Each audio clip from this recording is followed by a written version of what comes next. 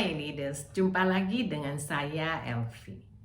Pada sesi ini saya akan memberi tips mengenai membangun kultur. Mungkin leaders berpikir, apa sih perlunya kultur? Apa sih pentingnya kultur? Nah, pada sesi ini saya akan memberi tips mengenai perlu dibangunnya kultur dan gunanya kultur itu untuk apa. Kita langsung saja ke presentasi saya.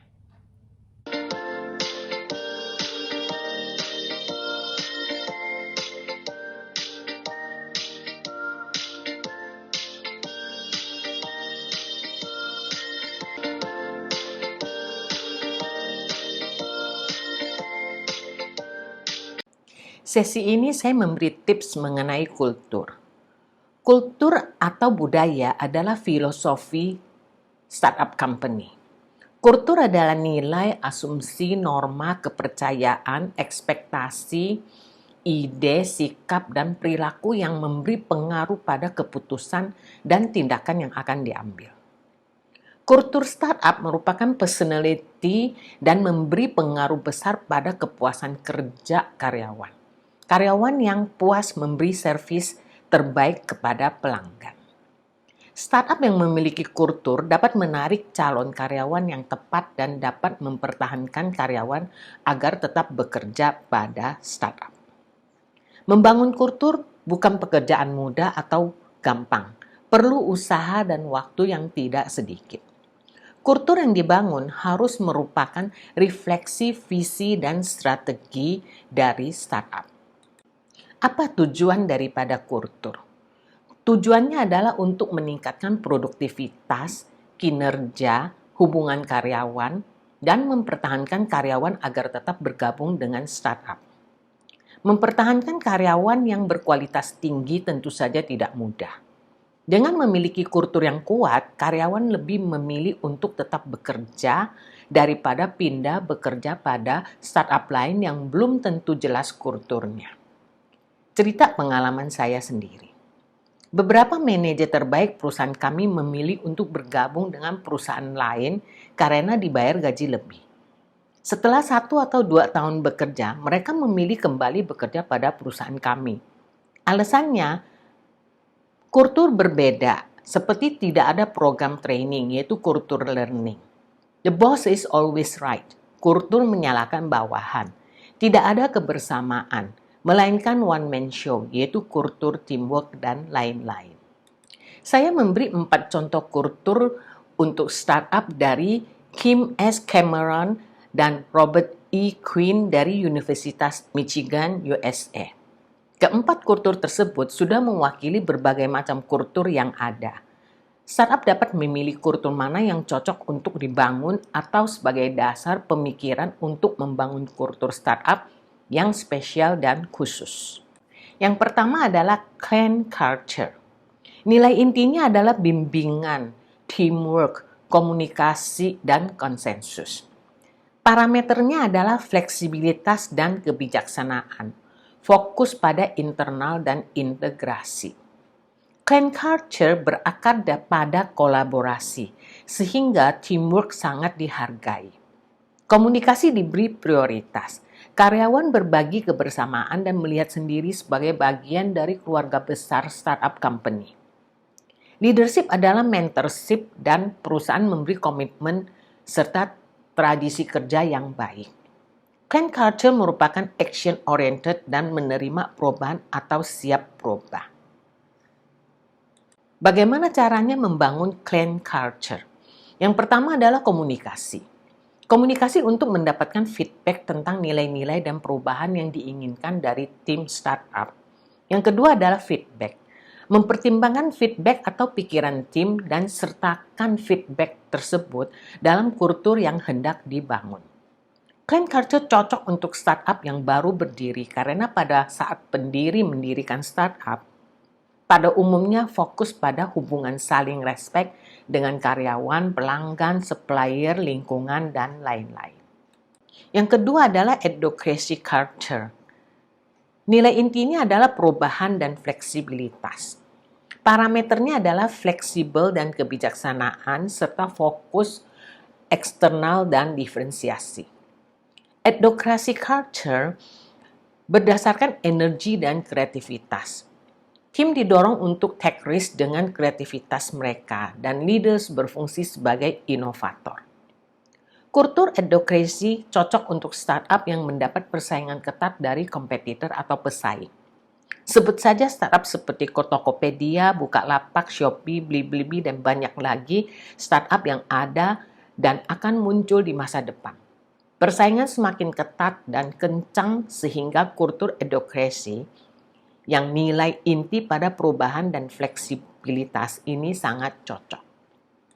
Bagaimana cara membangun adhocracy culture? Yang pertama adalah mempunyai strategi yang tepat. Tim diberi kesempatan untuk berbagi ide agar strategi cocok dengan keadaan nyata. Yang kedua adalah memberi penghargaan atau rewards pada ide-ide sehingga tim dirangsang untuk think out of the box.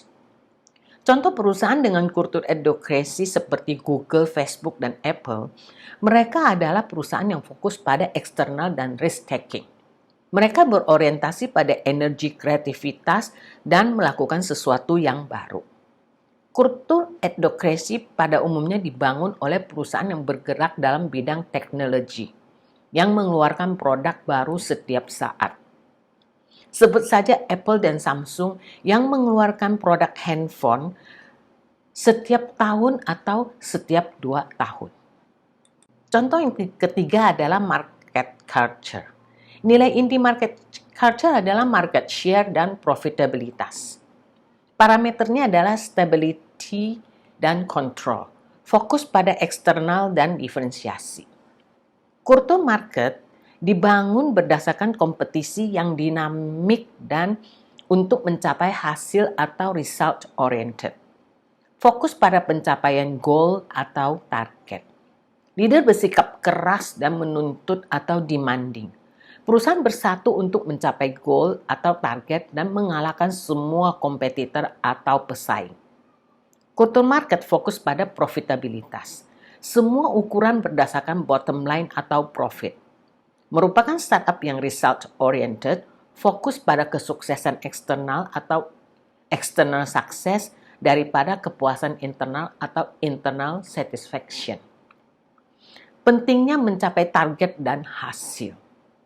Market culture ini cocok untuk startup yang sudah berjalan lancar dan mempunyai ambisi untuk menaikkan market share, merebut posisi pesaing atau mempertahankan posisi yang ada, dan tentu saja menaikkan profitabilitas. Bagaimana cara membangun market culture? Yang pertama adalah karena semua diukur dengan profit, maka kita harus mulai evaluasi setiap posisi yang ada. Apakah menguntungkan atau tidak.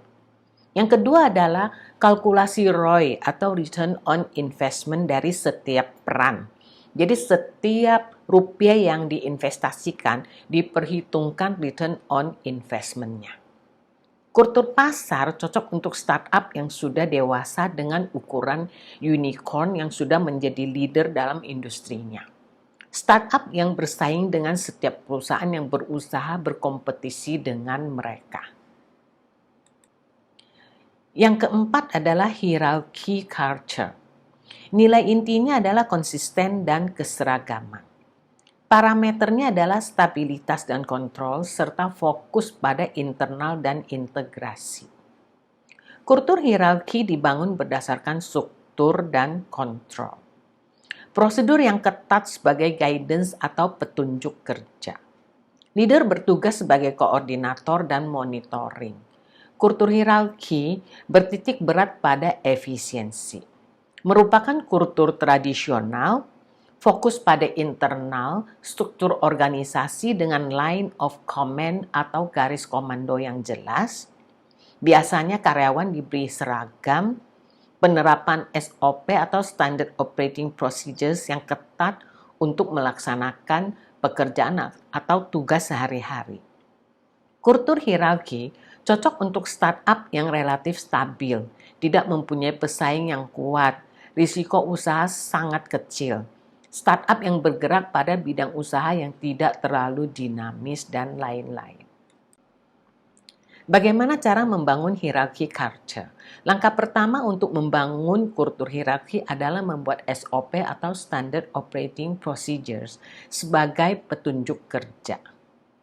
Langkah kedua adalah set goals. Tentukan goal jangka pendek dan jangka panjang. Perusahaan besar yang birokrasi seperti perusahaan fast food dan industri customer service pada umumnya membangun kultur hierarki. Misalnya McDonald's, KFC, Burger King, dan lain-lain. Perusahaan yang konsentrasi dan fokus pada bagaimana operasional day-to-day dan tidak tertarik pada perubahan. Mereka merupakan perusahaan from the old school. Saya tidak memberi saran kepada startup untuk membangun kultur hierarki. Sudah tidak cocok untuk perusahaan zaman now. Biarkan saja kultur hierarki untuk perusahaan babe-babe, perusahaan from the old school.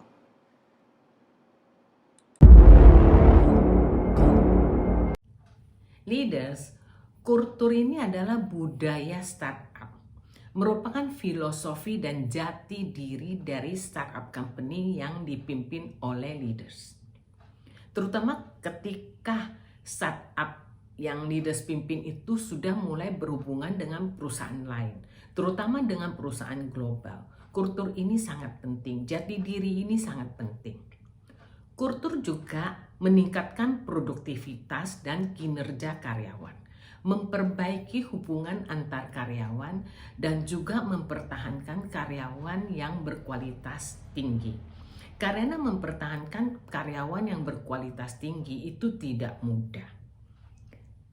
Saya harap tips daripada membangun kultur ini dapat membantu dan menyadarkan para leaders yang memiliki startup company untuk mulai memikirkan membangun kultur pada startup company yang dipimpinnya.